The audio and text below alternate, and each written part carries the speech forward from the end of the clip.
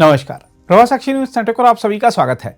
वित्त मंत्री निर्मला सीतारमण 1 फरवरी को लगातार 8वां बजट पेश करने का रिकॉर्ड बनाएंगी। उम्मीद है कि आम बजट में कमजोर पड़ती आर्थिक वृद्धि को सहारा देने तथा महंगाई और स्थिर वेतन वृद्धि से जूझ रहे मध्यम वर्ग को राहत देने के उपाय किए जाएंगे। खासतौर पर महिलाओं को बड़ी उम्मीद है कि महंगाई कम करने के उपाय जरूर किए जाएंगे। आइए आपको लिए चलते हैं देश के विभिन्न शहरों में और दिखाते हैं विभिन्न वर्गों की बजट को लेकर अपेक्षाएं। बजट में भैया सबसे पहली बात तो जो कॉमन हमारे राशन की होती है, बिजली की होती है या गैस की होती है परेशानियां, इसमें टैक्स कम होना चाहिए। बिजली आपका स्पेशली सिलेंडर पे हर महीने रेट बढ़ते हैं और किसी कोई उसका परसेंटेज नहीं होता, कितना भी बढ़ता जाता है। तो आप ये भी देखिए आम जनता को कितनी परेशानी होती है जब लास्ट मोमेंट पे सिलेंडर वाला आके ये बताता है जी इतना पैसा बढ़ गया है, इतने बढ़ा के दे दो आप।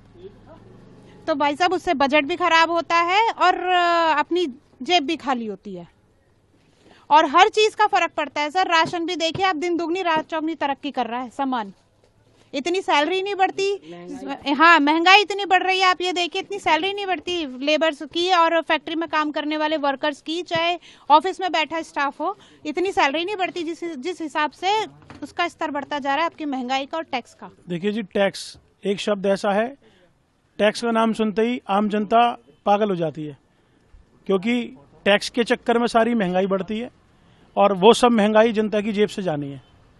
अब चाहे वो आप जीएसटी ले लो, चाहे वे वैट तो खत्म हो चुका है, अब जीएसटी ले लीजिए। जीएसटी लेते ही कस्टमर ऐसा हो जाता है, अगर हम उसको कह देंगे जीएसटी आपको अलग से देना है, या तो ये कॉमन हो जाए कि मैंडेटरी हो, जीएसटी की बात ही ना हो, जो भी प्रोडक्ट आए वो विद जीएसटी आए, बिना जीएसटी के ना आए, तब वो चीज़ बहुत अच्छी हो जाएगी। ना तो हमें कस्टमर को समझाना पड़ेगा, कस्टमर इजीली समझेगा कि सब चीज़ जीएसटी इंक्लूड है, लोगे तो जीएसटी देना, नहीं लोगे तो जीएसटी नहीं देना। और ये चीज़ सरकार को खुद सोचनी चाहिए।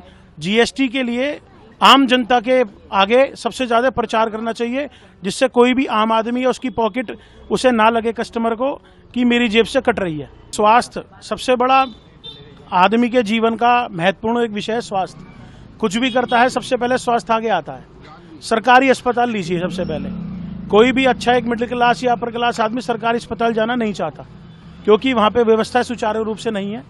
और है भी, अगर किसी की जानकारी है, जानकारी के माध्यम से अगर वो जाना चाहे तो वहाँ उसको ये सुनने को मिलता है कि जी बेड नहीं है, अभी डॉक्टर अवेलेबल नहीं है। तो सरकार को कुछ ऐसा कदम उठाना चाहिए कि जो मरीज सरकारी अस्पताल गया है, अगर वहाँ पर सुविधा उसके लिए नहीं है तो सरकारी अस्पताल खुद उसको प्राइवेट अस्पताल में रेफर करे।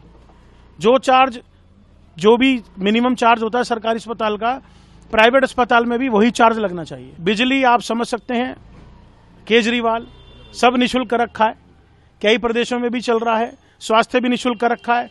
तो सरकार को कुछ ऐसा सोचना चाहिए जिससे जनता सरकार के बारे में सोचे।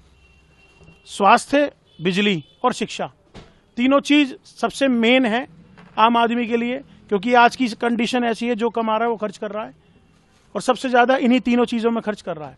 1 रुपया नहीं जुड़ पाता आम आदमी का। तो सरकार को इन चीजों के लिए विशेष सोचना चाहिए। अब आइए व्यापारी टैक्स पर, जीएसटी सबसे बड़ी चीज है कि व्यापारियों को नोटिस भेजे जाते हैं और बिना मतलब के भेजे जाते हैं, परेशान करने के लिए भेजे जाते हैं। तो सरकार को वो नोटिस नहीं भेज के कम करना चाहिए और व्यापारी का शोषण जरा कम करना चाहिए, जिससे व्यापारी आगे सरकार की तरफ सोचे। मुझे पूरा विश्वास है इस समय जो बजट आएगा, माननीय वित्त मंत्री सीतारमण जी व्यापारियों के लिए विशेष कुछ करेंगे। हमारे कपड़े पर जीएसटी बिल्कुल भी नहीं था, भाजपा सरकार आने के बाद में 5% जीएसटी लागू हुआ, इसे खत्म होना चाहिए। रोजगार एक ऐसा मुद्दा है जो हर परिवार के लिए आवश्यक है। रोजगार पर विशेष ध्यान देकर इनके लिए नौकरियों का बहुत ज़्यादा विस्तार होना चाहिए।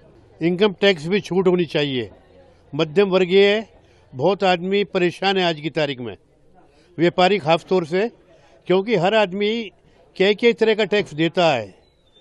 पहले टैक्स देता गाड़ी पे, फिर रोड टैक्स, फिर जीएसटी, एक आदमी फिर देता है टोल टैक्स। मतलब टैक्स ये टैक्स की प्रथा कम होनी चाहिए। बस उम्मीद तो सरकार से यही है कि बजट में थोड़ा सा महिलाओं का ध्यान रखा जाए, क्योंकि जब रसोई की चीजें महंगी होती हैं तो उसका सीधा सीधा असर महिलाओं पर होता है। रसोई गैस के सिलेंडर जो है वो सिलेंडर के दाम थोड़े कम कर दिए जाएं।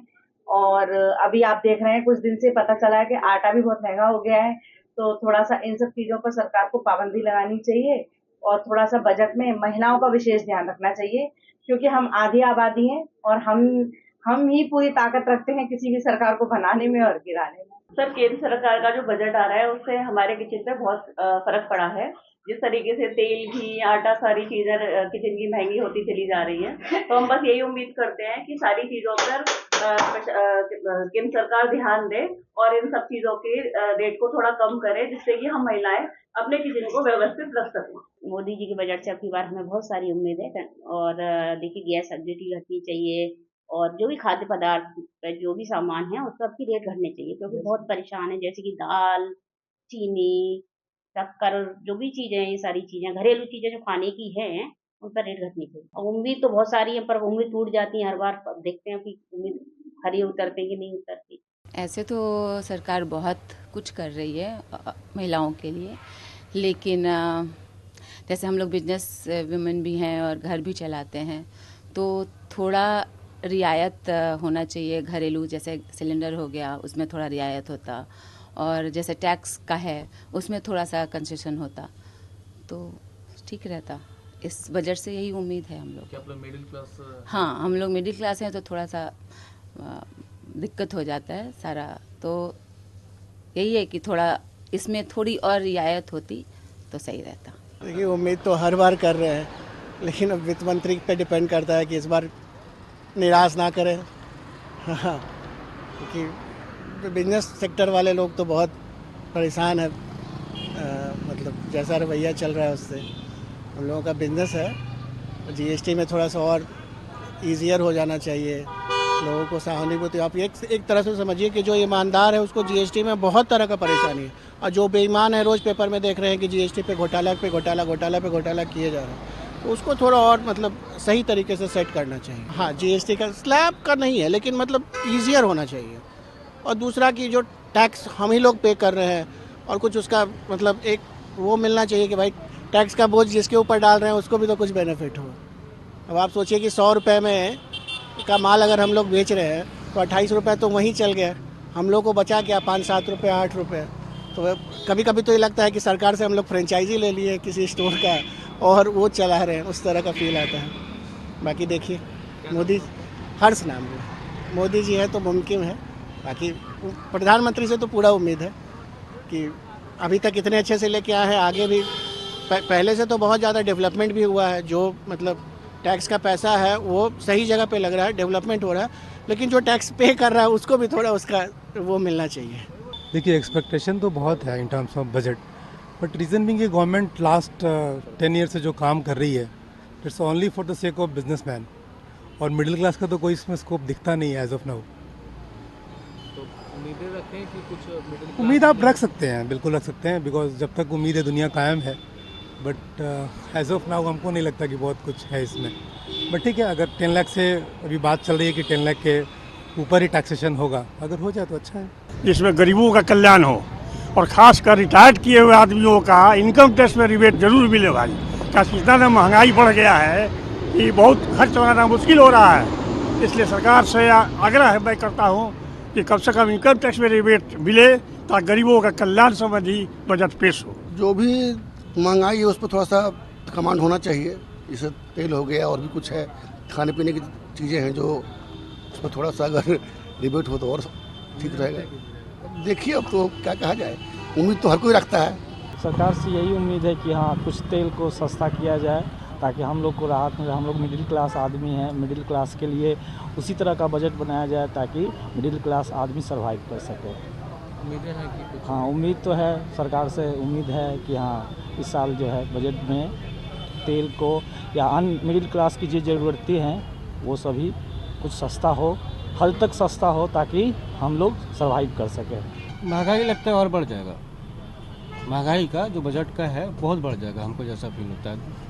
तेल का दाम देख लिए 70 रुपये से चला गया 105 रुपये, तो सब कुछ दाम लगता है बढ़ जाएगा। शेयर मार्केट पे भी इसका इफेक्ट पड़ेगा, और शेयर मार्केट का दाम भी आज से उछाल पे, कल भी लगता है कि मार्केट और बढ़ेगा। कि वह उससे उन लोगों को सहूलत मिलती है कि आज जी हमने इस जाति को फ्री देना, उसको फ्री देना, उसको नौकरी फ्री देनी है, उन लोगों को फैसिलिटी मिलती है। जो पे कर रहे हैं उनको कोई फैसिलिटी नहीं मिलती। रहेगी जहां तक रिबेट की बात, तो मैं रिबेट के ऊपर ना जाकर के सिर्फ ये कहना चाहूंगा कि जब इनकम टैक्स की पॉलिसी को बनाया जाता है तो उसको इस तरीके से बनाया जाना चाहिए कि जो इनकम टैक्स पेई है उसको सबसे ज्यादा सहूलत मिलनी चाहिए, क्योंकि वो बाकियों के लिए टैक्स पे करके और उनको सहूलत देने का बंदोबस्त कर रहा है। तो ये हमारा ओवरऑल मैसेज है, लेकिन इसको हम बारीकी में नहीं जा रहे, क्योंकि बारीकी में जाएंगे तो उतना ना समय है रिकॉर्डिंग का और ना किसी चीज का। तो हमारी तो यही रिक्वेस्ट है गवर्नमेंट से कि उनको ये देखना चाहिए कि हम फर्स्ट सिटीजन्स हैं कंट्री के जो टैक्स पे कर रहे हैं और हमें सहूलत मिलनी चाहिए। देखिए, अभी तक तो गवर्नमेंट ने कहते तो बहुत कुछ है कि वुमेन्स के लिए करेंगे, बट अभी तक तो ऐसा कुछ किया नहीं है। नारी सुरक्षा कहीं पे भी नहीं है और बच्ची बचाओ आंदोलन तो चलता है, लेकिन पता नहीं कितनी बच्चियां वैसे ही चली जाती हैं। और शादी के बाद भी लड़कियों का बहुत ही बुरा हाल है पूरे देश के अंदर। तो बजट में क्या चाहिए वुमेन्स के लिए? बजट में चाहिए जी वुमेन्स की सिक्योरिटी चाहिए। जो हमारी ओल्ड लेडीज हैं उनके लिए हमें पेंशन चाहिए, और जो हमारी बच्चियां हैं उनके भविष्य की सुरक्षा चाहिए। देखिए, जो बजट है इस देश के अंदर 46% रोजगार किसानी से जाता है, एग्रीकल्चर से जाता है। और दुख की बात है, जिन आधारों से 2%, जिन सेक्टरों से 1% रोजगार लोगों को मिलता है, उनके लिए 50% बजट दे दिया जाता है। और जो सेक्टर 46% देश को रोजगार देता है, इस देश की अर्थव्यवस्था का सबसे बड़ा सेक्टर है, उसके ऊपर ये 1% भी बजट खर्च नहीं करते। क्या चाहिए किसानों को? हम मांग करते हैं MSP गारंटी या कानून बनाया जाए, स्वामीनाथन रिपोर्ट के मुताबिक किसानों को बहम मिले और हमारे मजदूर और किसान को हर महीने जो इस देश की मजबूती के लिए, इस देश के इंफ्रास्ट्रक्चर के लिए कम से कम रेट के पर दिहाड़ी मेहनत कर और किसान ने कम से कम रेट के पर अपनी फसल बेचकर जहां इस पूरे देश को मजबूत किया है, इस पूरे देश का निर्माण किया है।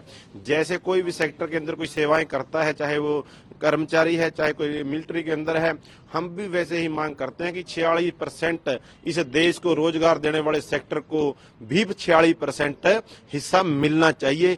तभी इस देश की जो व्यवस्था है, जो दिशा है और दशा है, वो बदलेगी। आप देखो, जो किसान है वो देश की बैकबोन है। किसान के बिना कुछ भी नहीं है। किसान है तो देश है। तो किसान के हित का ये बजट होना चाहिए। किसान पीछे जो काफी समय से आंदोलन के लिए बैठे, उनको MSP मिलनी चाहिए, उनको खाद बीज प्रॉपर समय पर मिलना चाहिए। बजट में उनके रेट कम किए जाने चाहिए, खाद के, बीज के। तो किसानों का अगर हित करेंगे तो देश की जनता का हित है। किसान खुशहाल है तो देश खुशहाल है। अब चाहेंगे हम, अगर सभी शहरी खुश रहेगा तो देश खुश रहेगा। अब आप देखते हो महंगाई कहाँ तक पहुंच चुकी है, तो स्लैब बढ़ानी चाहिए इनकम की। और सब काम जैसे आप देखते हो कि ये अच्छी बात है कि सारा काम आप देखते हो हर काम अब बाय बैंक होता है, बाय कार्ड होता है। तो उसमें सरकार को चाहिए कि इस टैक्स स्लैब बढ़ाए तो आदमी, और जो मोदी जी ने कहा है डिजिटल इंडिया, उसको और सुचारू ढंग से चलेगा अगर इनकम टैक्स स्लैब बढ़ाई जाएगी। क्या नाम है आपका? मेरा नाम सिमरप्रीत कौर है, नीलगुरु जलंधर से हूँ मैं।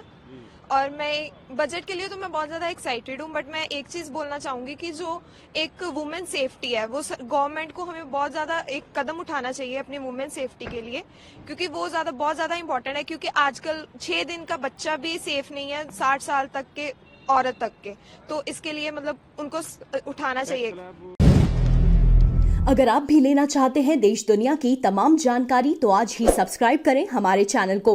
साथ ही नीचे दिए बेल आइकन को जरूर दबाएं ताकि हर अपडेट आप तक पहुंच सके।